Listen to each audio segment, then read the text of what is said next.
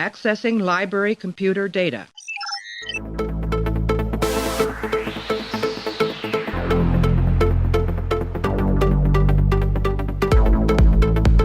to make sure history never forgets the name Enterprise.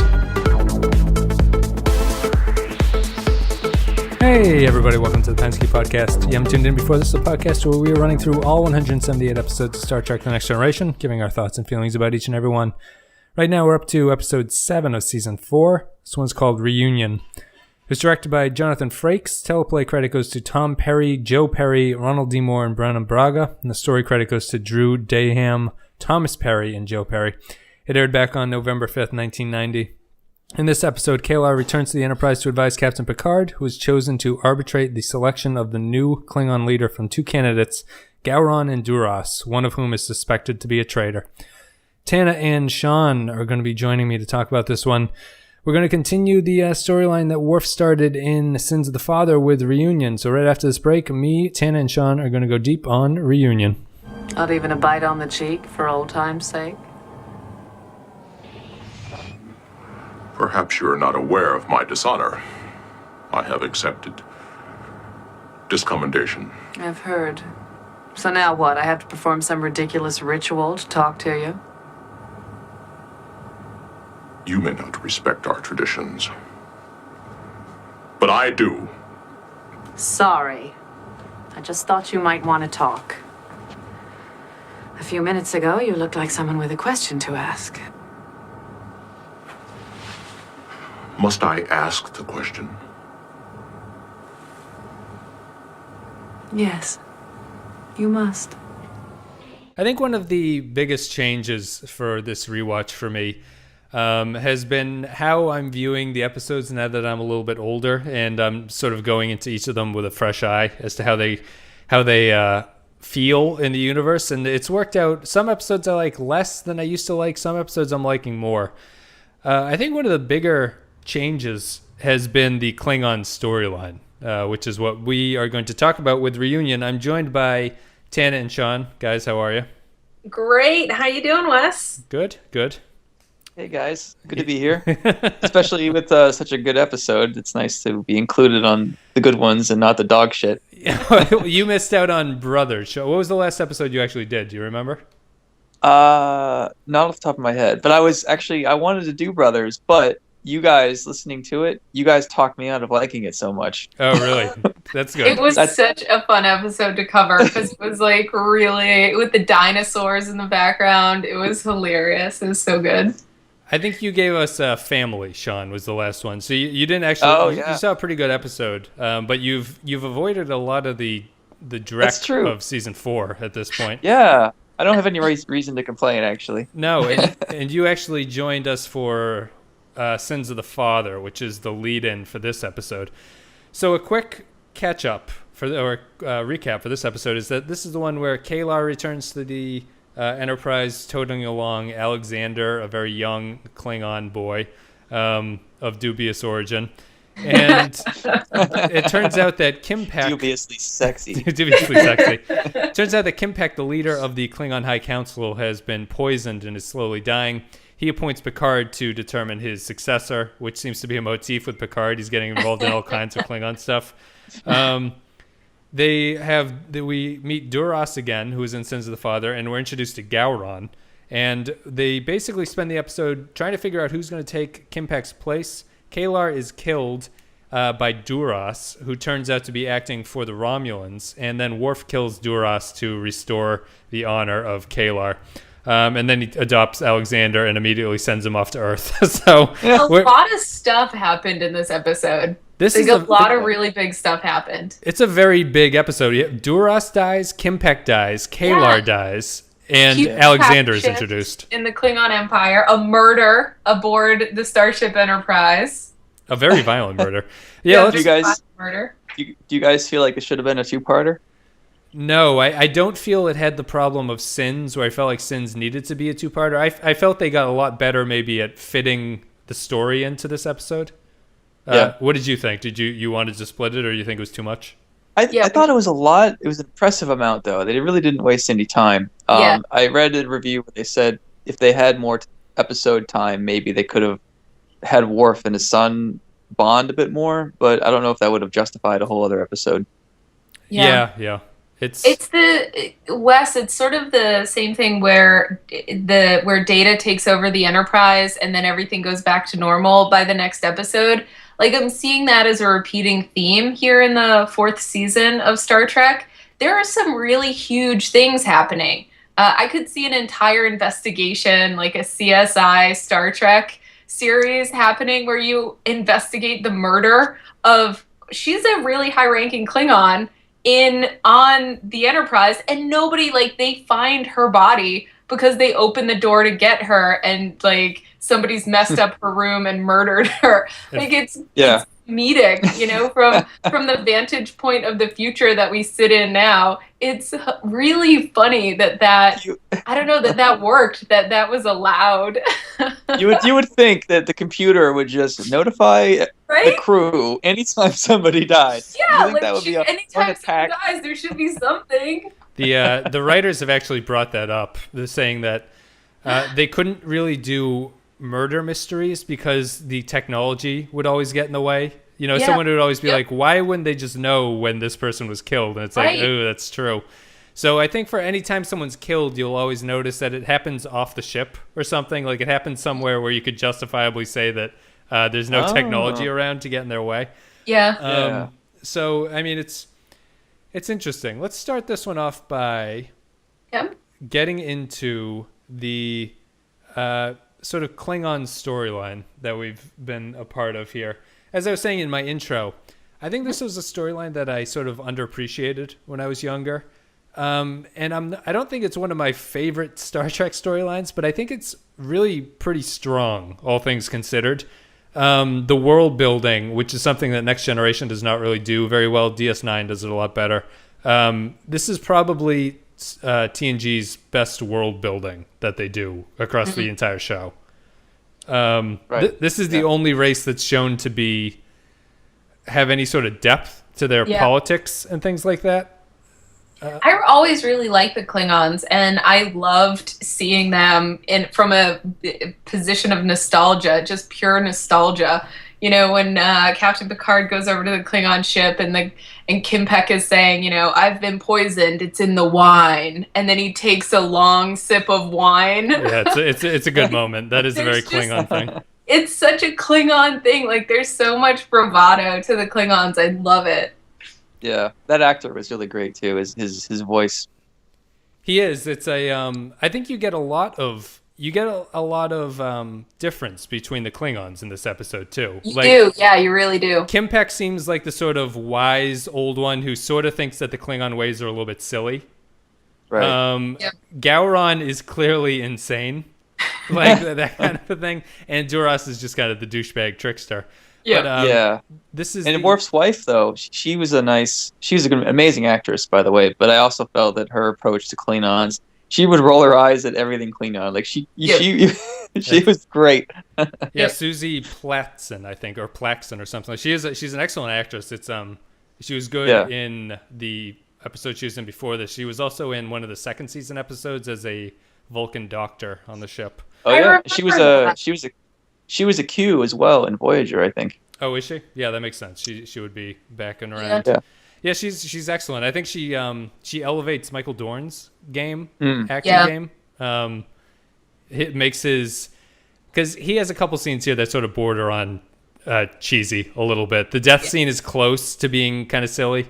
And things like that, but she sort of grounds him in a way that's nice, like her human half, as she would say. And she doesn't care about the stuff Worf cares deeply about. It's amazing. They're like opposites attracting, basically. You know? Yes, yep. They're a really good couple. Well, they were. Tears. Too soon. Oh, sorry, guys. It reminds me a little bit of we've been rewatching Mad Men. For some reason, I got a very like Don Draper vibe out of Worf and her interactions. For some reason, oh, I could see it. A little bit. Just the way he sort of like tries to push her away, basically, like he's his own worst enemy. Yep. But the other interesting, I don't think Duras is very interesting at all, but this is the introduction of Gowron, who is going to become very important for this series and the next series. What do you guys think of Gowron before I give anything? Tana, you want to go first?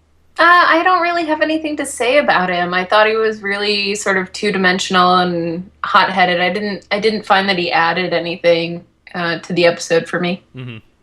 Sean? I know. I guess I'm more familiar with where his character goes, and I actually was impressed by how consistent he was from the introduction here to how he is in DS9. Yep.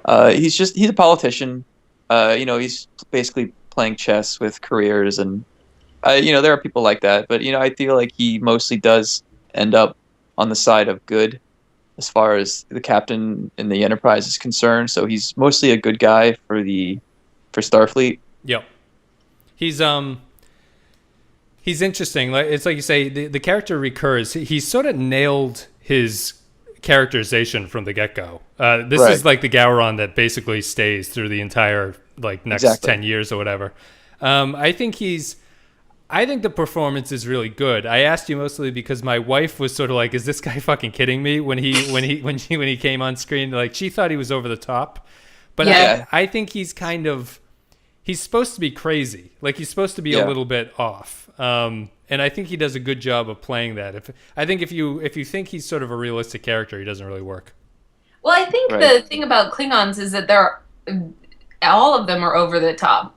They're all just like very intense and insane. So if you're familiar with Klingons, it doesn't seem to stick out, or at least it didn't stick out to me. Well, the way he speaks is sort of more sinister. Like they usually yell very with bravado. He has much more of like a hiss when he talks to people. Which I think is a nice choice for him anyway. But I think that actor, I don't know his name. I think it's like Robert Riley or something. He just puts his own little spin on the Klingon characters, which I appreciate quite a bit. Yeah. I found it most interesting that I liked the whole episode. It was a really enjoyable episode to watch.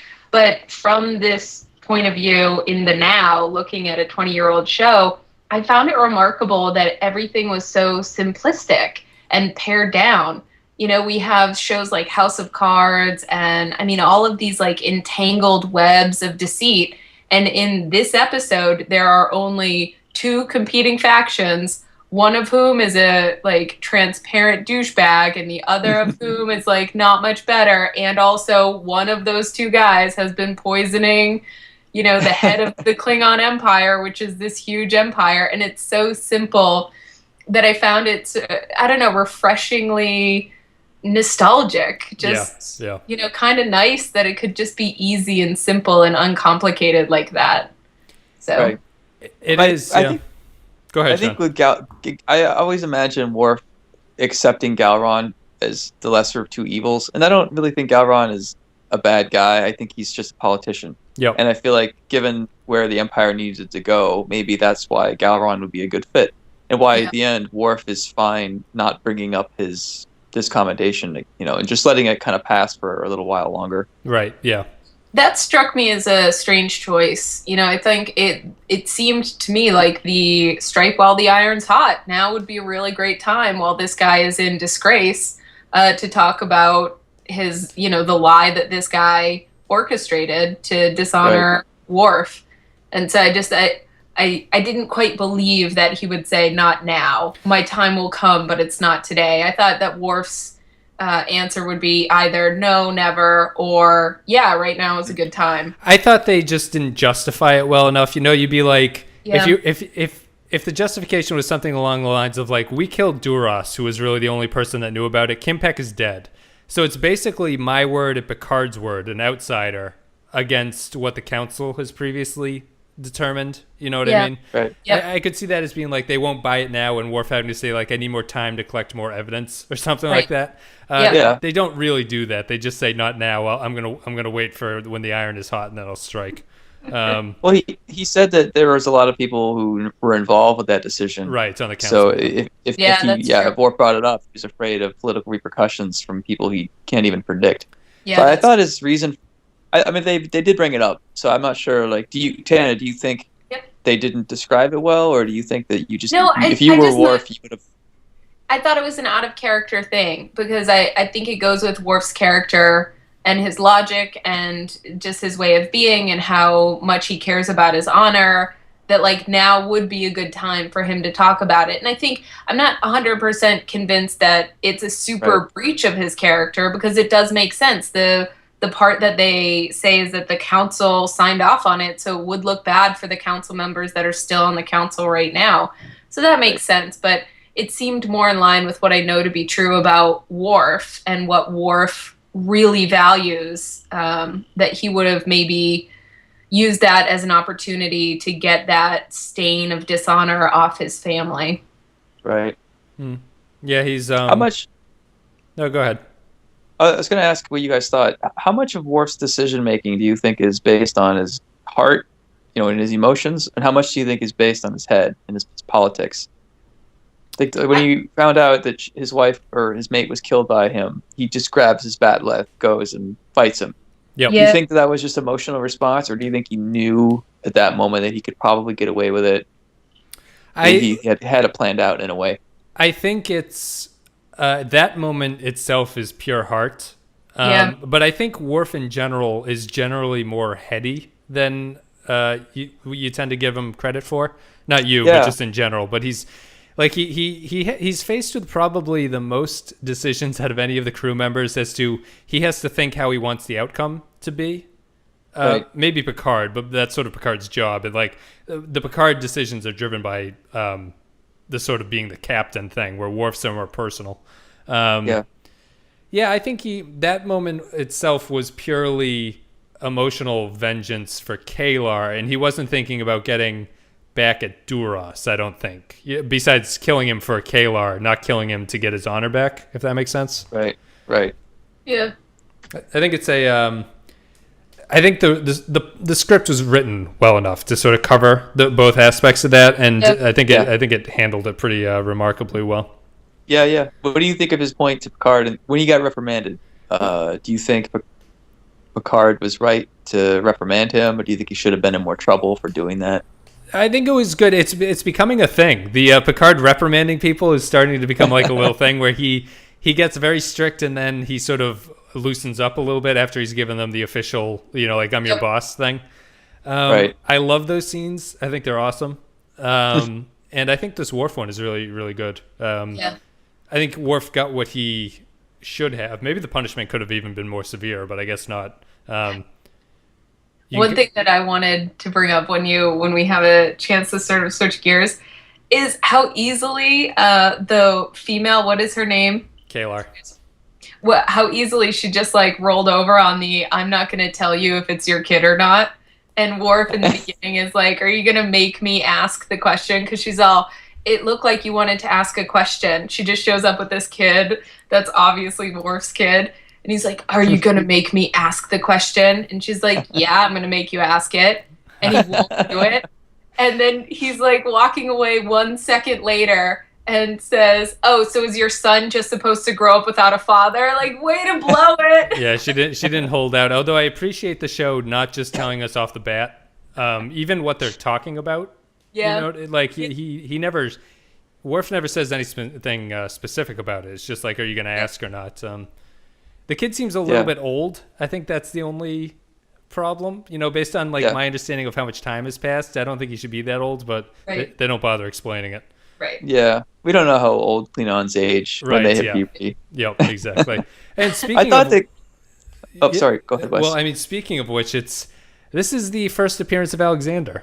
So I don't know if we've been consciously avoiding talking about it, but this is by far the least obnoxious appearance of Alexander. Yes. So it's not that bad at this point, but wait a minute. When he teams up later with Oksana Troy, I love that episode. Okay, and not just because I'm a waxhead or whatever. whatever we've determined it to be. I mean, I remember not liking Alexander at all, and as soon as he beams over, when they're like, "Oh, 2 to beam over," and Worf is all 2, and then this kid shows up, I was like, oh, I had this sinking feeling of like, oh, not this kid. But he was totally neutral the whole episode. He touches the bat left, and that's it. He has one line that sort of becomes the most annoying Alexander thing, where he goes, I don't want to be a warrior. which becomes kind of his defining character trait, which is super obnoxious. It is. Mostly, it might even be more obnoxious because of the way Worf reacts to it. But which I guess ties into the question here. Did Worf make a ethically sound decision to send Alexander away, or was this pure selfishness? No. I was so pissed at that, and I looked at some reviews, and nobody brought this up. I mean, if Worf had said that no one can know you're my son because I'm dishonored, that'll mean you're dishonored, and I need to protect you from that. Yep. So I'm going to send you away with my folks, and then we'll deal with this later. That would be like a reasonable explanation. But when he's like, I can't provide you a family, like, hello, you're flying through space with your family, basically. Don't give me that shit. What about Crusher? How about you get rid of Wesley? You have a different son on board. And also because Worf has always seemed, he's not angry about it, but he's always sort of resentful of the fact that he was raised by humans. You know, like he doesn't feel he's a true Klingon because he was not raised, even though he loves his parents clearly and stuff like that. So I thought it was strange that he would send off his son when he would be the nearest, the best thing to teach him about how to be a Klingon. It's a chicken shit move. I think he looks like a deadbeat dad. I agree. He looks like a deadbeat dad. He really does. I mean, that just becomes a serious thing. But that being said, when it happened, it wasn't until you just brought it up that I even thought about it. To me, watching the episode, I was like, oh yeah, that's a natural reaction. It's just ship your kid off to the grandparents. That's a natural. Like, of course, Worf can't raise Alexander. Alexander is annoying. Send him away. It's a weird decision. I mean, the writers are really stuck here. You don't want to keep him because that affects the dynamic of the show. Yep. But getting rid of him seems like, as Clay would say, cold as ice. A move that really is sort of tough to understand at this point. I think what Sean you were saying makes a lot more sense. If he had not revealed to be his father, you can get away with the fact that I'll hide you away on Earth while I try to fix this. That's what he does with his Worf's brother. I mean, no one knows they're related because he doesn't want it to scar the rest of the family. Yep. No, I totally agree with that. Yeah. It's a tough thing. What do you think of Alexander, the name? They don't explain why he's called Alexander, do they? I always thought it was just because Alexander was a conqueror. Oh, really? that's an interesting take. I go immediately to Alexander the Great. Huh. That's where she named him. So I feel like if Worf named his son, he would have picked some like crazy Klingon name. Called him Mode or whatever, yeah. But she's very, nonchalant. She doesn't give a shit about Klingons. Right. So she picked some name that would drive Worf crazy, I bet. She should have just named him Bob. Bob Klingon. Worf's son, Bob. I think she might have said whether her mother or father was human. I can't remember at this point. If it's her father, maybe it makes sense that his name would be Alexander or something. Is she's half human? Yeah, she's half human. So then Alexander's only 1/4 Klingon? Yes. He looks awfully Klingon for being 1/4 Klingon. It's those genes, those Klingon genes. Yeah. It's like it's all on the forehead. It is. His Klingon landed right on his face. It's just that strong Klingon gene just sort of cancels out any human aspects that you've got going. And I mean, yeah, she's half human, so I'm going to assume it's her father's name or something, hopefully along those lines. But other than that, it's a sort of an odd name, Alexander Rozhenko. He also has his grandparents' last name, where I don't think it's Worf Rozhenko. So right. I don't know what the point of all that was. I'll bet Worf's parents would have loved her. I think that they would totally have been like, Worf, this is totally the girl for you. Probably, yeah. Aren't they Russian? Aren't they? Yeah, they're Russian. Worf's parents are Russian. Yep. Yeah. Yeah, they would have loved her. And they'll take good care of little Alexander until they have to drop him off in the future. Spoilers. I can't. That's right. Eventually they do like, we can't deal with him. He's crazy. Here. Yeah, they say we're too old and he's too Klingon, basically. Which is 1/4 annoying, Worf. If you know what we're saying. I don't think I don't think he comes back this season, but I don't know when exactly he comes back. He's a little bit older when he comes back, which would make more sense. Back, I know the answer. I've always liked Alexander, but I know that he bugs people. But I think he comes back when Troy's mom is there. So Loxana teams up with Alexander, and that's his first appearance. That's when he first reappears. Yeah, I think it's with her because Worf's ordering him around, and she's like, "No, he's just a kid. Fuck off. I'll take care of him." And he go to the holodeck without anybody. And yeah, they're a good duo. Those two. Yeah, I remember that episode now that you've mentioned it. I remember really liking it. Well, when Alexander comes back, it's a little bit weird because there are episodes he's on the ship like full time, but you hardly ever see him. So it's it's a you don't know if he's actually around or if the show is just trying to avoid bringing him up, which I think they are. But he is on the ship like full time. Right.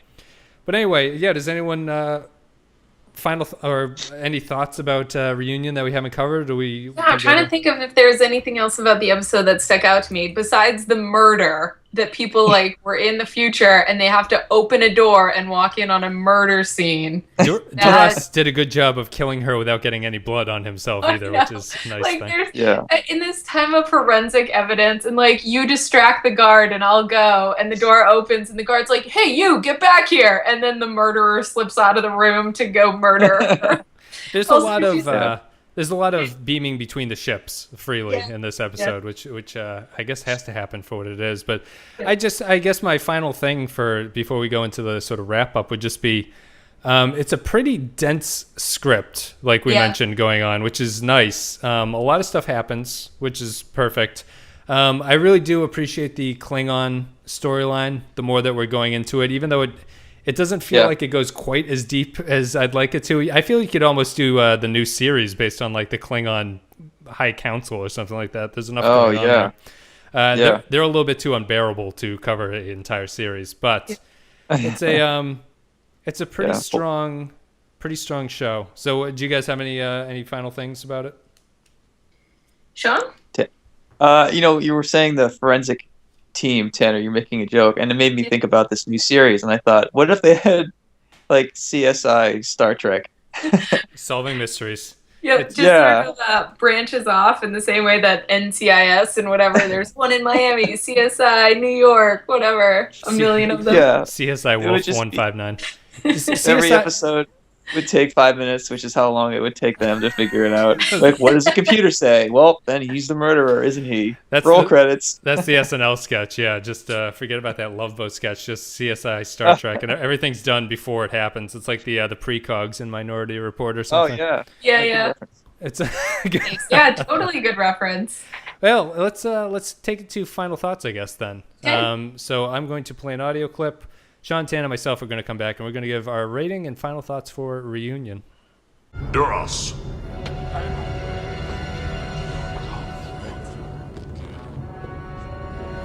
What is that doing here? He has claimed the right of vengeance. You have no rights here, traitor.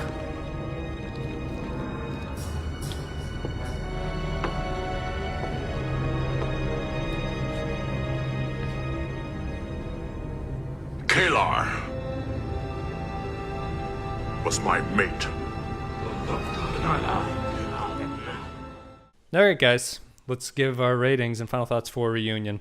Pretty strong episode. So I'm going to pick one of you at random. Eeny, meeny, miny, mo. Sean, you ended up with the finger at the screen. How about you give us... We'll take your word for it, Wes. Well, I did say eeny, meeny, miny, mo, and you are on the right. I really like this episode more and more. I think the Klingon world is very realized. I feel like every time we return to the Klingons, it feels like their world has been going on. It doesn't feel like it's just been on pause. It's a lush culture. It's a little over the top, but it is what it is.